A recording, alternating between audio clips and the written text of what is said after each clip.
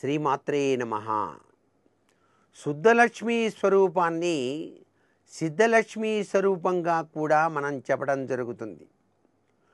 కొలిమిలో పెట్టి ఎంతగా కాల్చిన కానీ బంగారం ఆభరణంగా మారనట్లుగా శుద్ధతత్వంతో ఉన్నటువంటి లక్ష్మీ స్వరూపం బాధలు పడ్డప్పటికీ కూడాను చివరకు సుఖవంతమైనటువంటి జీవితాన్ని ప్రసాదిస్తుంది మానవాళికి అని.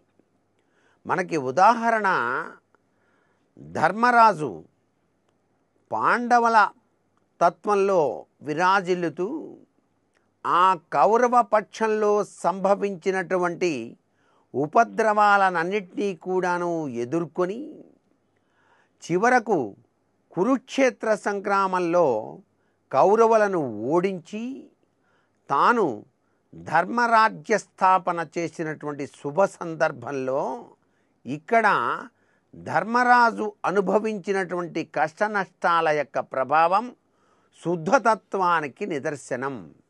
ఇక్కడ శుద్ధలక్ష్మీదేవి సిద్ధలక్ష్మీదేవిగా రాజ్యాధికారాన్ని ప్రసాదించింది. కాబట్టే ఎవరైతే ధర్మ ప్రవర్తనతో జీవితంలో ఎదురయ్యేటువంటి కష్ట నష్టాలన్నింటినీ ఎదుర్కొని అంతా తల్లి దయ అని చెప్పేసి భావన చేసినట్లయితే తప్పనిసరిగా శుద్ధలక్ష్మీదేవి యొక్క అనుగ్రహాన్ని పొందడానికి ఆస్కారం ఎంతైనా ఉంటుంది.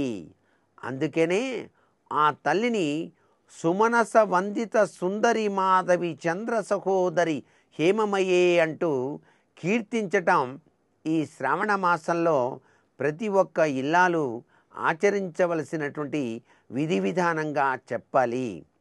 ఏ ఇంట నిత్యము కూడా శ్రీ సూక్త పారాయణ కనకధారాస్తవ పారాయణ నిత్యం కూడా ఈ మాసంలో జరుగుతుందో అక్కడ అష్టలక్ష్మీ స్వరూపంలో విరాజిల్లేటువంటి శ్రీ మహాలక్ష్మీదేవి సాక్షాత్కరిస్తుంది అని చెప్పేసి మనకు శాస్త్రసమ్మతమైనటువంటి విశేషాంశాన్ని గుర్తుపెట్టుకొని ఈ యొక్క సువాసినర్చిత ప్రీత అనేటువంటి తత్వంతో ప్రతి ఒక్క మహిళలను కూడాను గౌరవించేటువంటి సనాతన సంప్రదాయం మనకు ఈ మాసంలో గోచరిస్తూ ఉన్నది కదా. మరి సర్వే జనా సుఖినో భవంతు.